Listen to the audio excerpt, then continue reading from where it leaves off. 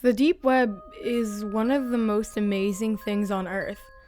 Not because of how joyful it makes people or anything, but because it's completely uncensored view of people. You can speak your mind, buy what you want, do anything you want. When on the deep web, you have complete and total freedom. I've always been fascinated by the deep web, and at the time of the events in the story occurred, I was in college. Lots of people at my campus had really been getting into accessing the deep web. It was almost like a trend. With so many people getting on it, it seemed perfectly safe for me to give it a try. Now, I had always heard of the deep web horror stories of hacking, stumbling on disgusting sites, and people even somehow finding your address. These stories were mainly what kept me off the deep web, but with most of the people at my college using it on a normal basis, I decided to give it a go. I asked my friend to come over and help me set it up. When my friend arrived, we opened my laptop and began to set everything up. He told me that we were using Tor, a program that lets you access the deep web. He also asked me if I was planning on doing anything illegal, to which I replied no. He said that since I wasn't, we didn't need to install Tails, which is apparently a software that makes it more secure if you plan on doing illegal things. A little while later, everything was set up. I had my new IP address, and my friend gave me a brief rundown of what to do and what not to do. He made it very clear that when I was using the hidden wiki, I should keep it on censored mode so that I would be less likely to see something I didn't want to see. After 2 weeks of using the deep web, I felt like a pro. I'd accessed many different sites, spoken with some great people, made friends, even bought some weed. I had become cocky and was ready to dig deeper into the dark web. I turned off the censored mode of the hidden wiki and began to browse the links. It took a while, mostly because Tor is a bit slow and many of the links just led to dead web pages. Eventually, I stumbled onto a site called All the Gore. It was mainly a big chat room with many different topics. I had a fairly strong stomach, and I had seen many violent movies, beheadings, killings, etc. through the normal internet. After looking at a few different chat rooms, I noticed how sick this site really was. The people in these chat rooms were actual killers, bragging about some of the things they had done. In the chat room, you could also post pictures. One man by the name of Culture045 had the stage in one of the chat rooms. He was explaining in detail how he had broken into someone's house, kidnapped a little girl, killed her parents by hiding under their bed, and then opened their throats. He then told how he brought the little girl back to his house and raped her, beat her, and cut her up. I didn't think he was telling the truth at first, but then he posted pictures. These were the most horrifying pictures I have ever seen. Close-ups of this poor 8 to 10-year-old girl having terrible, terrible things done to her. He then showed a picture of him with a drill right next to her. And the most haunting part is that while he was using the drill on her, he looked at the camera with sheer joy on his face. I had seen enough and typed in the chat window, "You people are sick and deserve to die. How can you sleep at night?" Immediately, people began making fun of me, saying that I was just as helpful and ignorant as the little girl in the pictures and that I should get off the big boy part of the internet. They began saying I was a pussy and calling me an empath when Culture typed something into the chat box. He said, "Really? Where do you live, buddy? I'm sure everybody would love to see you on this site." I then made the biggest mistake of my life and typed, "I'm calling the police and having the site shut down." Less than a minute later, everything on the site was black and a new chat box appeared in green. In it, someone named Admin1 typed in the box. He said, "Call the cops and you'll regret it." I didn't type anything in the box and reached for my cell phone. What happened next haunts me to this day. My phone said I had a new message. I opened it and it said, "Call the police and you're dead." There was no number. It didn't even say unknown number. It was just blank. I looked back at the laptop and saw my webcam light turn on. I quickly covered it, but I saw on the screen a picture of me looking at my phone. I got wide-eyed and froze for a moment when the admin again typed, "Put the phone down right now and uncover your webcam." I put my phone down, but kept the webcam covered when he typed, "Okay, be like that," right after he posted my full name, age, and address in the chat box and typed, "It would be a shame if you and your college buddies went missing, wouldn't it?" he said. I then did as he said and uncovered my webcam. He then told me to follow his instructions on how to make it impossible for me to reach the site ever again. I followed each and every one, and when I finished, I got a text that said, "Now don't ever try and come back." Just like before, it had no number. I still called the police from my friend's phone, but they were never able to find the site. If you ever go on the deep web, don't ever just mindlessly explore, especially if you don't have additional software to keep you more secure. I was a stupid college kid, and I just hope nobody makes the same mistakes as I did. I moved to a different home and changed all my information, but I still get nightmares to this day. This story happened to my friend on the deep web. I had a pretty scary experience too, but mine was a few years ago. This happened to my friend just 1 week ago. For those who don't know, the deep web is pretty much the internet that isn't indexed by search engines like Yahoo, Google, Bing, etc. It can be only accessed by a software called Tor. To give you some context, this is the friend that showed me how to get to the deep web. He's always been really fascinated with it, but after my horror experience with web hackers, he pretty much took a long break.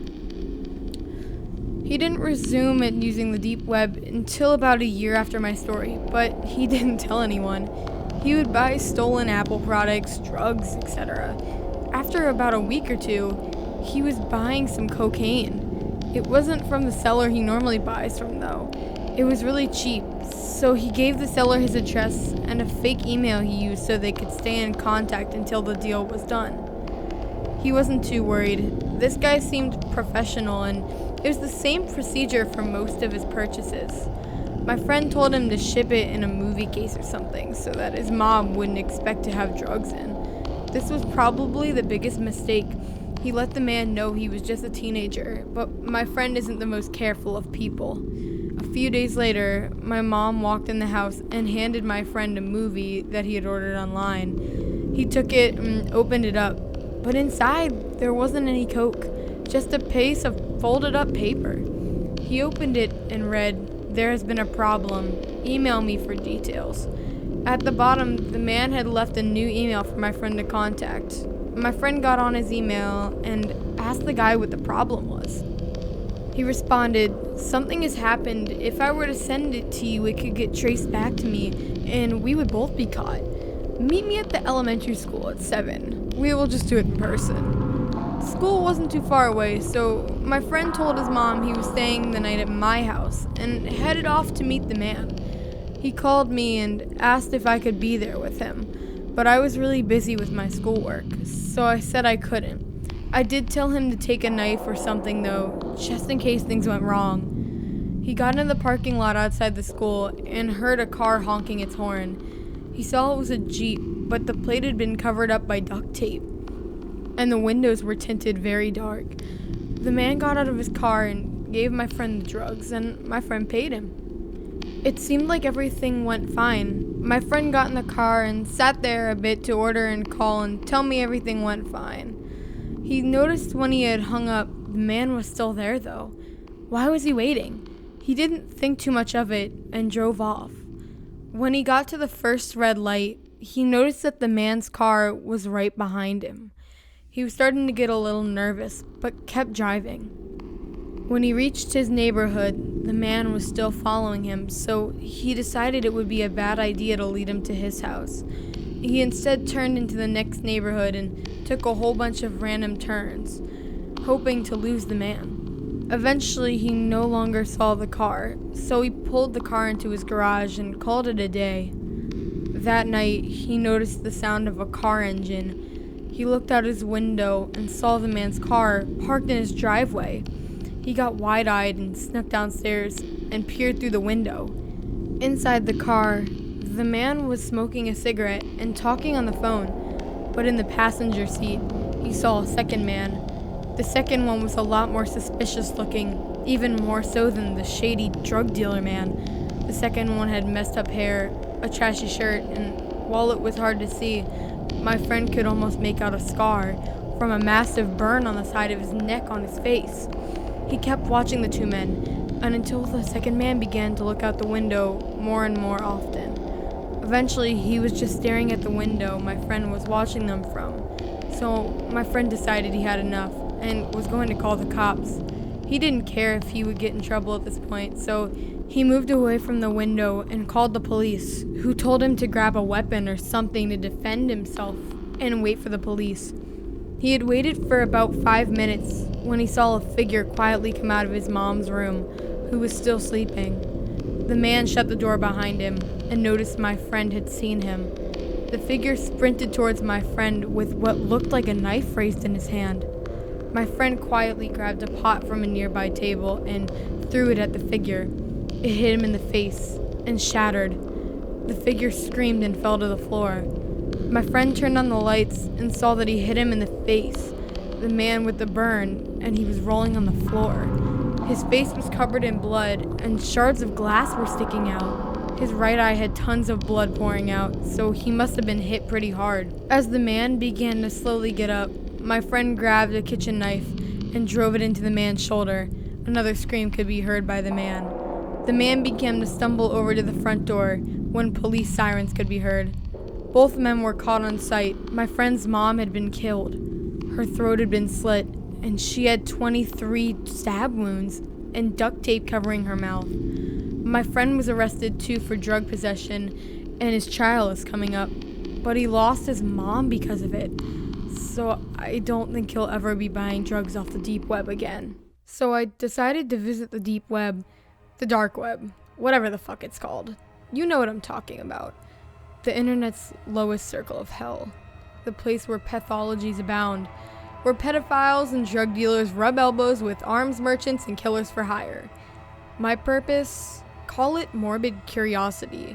I was looking for the most extreme content I could find. I consider myself a student of the human condition, and I'm fascinated by man's darker urges, his apparent hatred of himself. I wanted to plumb the depths of his depravity and see what I could find. I realize I sound like a sick bastard. I guess that's true. I'm also a family man, and I've no desire to hurt anyone. I simply wanted to see what was out there. Knowledge for its own sake, or something. I come from a wealthy family and have never known want. Money was never a problem for me. I figured I would have to pay for my curiosity and load it up on web cash and Bitcoin, several $1,000s worth. I won't detail the directions to this dark web. If you desire, it only takes a bit of research. You'll also want to use a throwaway computer unless you're a little tech savvy. I was burned more than a few times, but I anticipated as much. After 2 weeks of searching and continuously being ripped off, I came across something pretty badass. I was looking for the so-called red rooms, and after some exchanges with a certain someone on a certain message board, I was provided with a link to a live stream. He assured me it was genuine and unlike anything I had ever seen. I have no doubt it was real. If you saw it, you would know. It cost me a mere $500. The camera displayed a room about the size of a large bedroom. Mulch covered the floor. What appeared to be a giant rock took up one corner, and opposite this was a kid's swimming pool filled with water. Suddenly, a portion of the ceiling disappeared and a naked girl, upside down, was lowered into the room. She was suspended by the feet from what looked like a giant forceps. Her hands were bound behind her back, and tape covered her mouth. I couldn't help but notice she had the cutest little rump. She was about 20 years old, maybe younger. Needless to say, she was terrified. Nothing happened for a few seconds. Then, from under the rock, a head appeared. It was a snake, an anaconda, I believe. Slowly, very slowly, he emerged from his hide, forked tongue tasting the air. The girl's eyes bulged from her head with the most profound terror I've ever seen. The snake continued his creeping advance. He was fucking huge. He had to be at least 30 feet long. His face rose to within inches of her, tongue darting in and out. He loomed above her, all coiled aggression. Mercifully, she fainted. Whatever was holding the forceps began to shake the girl like someone dangling a toy in front of a cat. The snake's head pulled back slightly, tongue still flickering. He remained still for a few seconds, and then without warning, he struck. His jaws clamped down on her throat, and his body whipped around her with tremendous speed. He took her to the floor and proceeded to squeeze the life from her as the giant forceps were lifted from the room and the ceiling panel replaced. I watched, stunned, as the snake uncoiled and released his teeth from her throat. He then unhinged his jaw and began to swallow her whole. This entire process took less than 5 minutes, and it was all bought and paid for by me. See you in hell, I guess.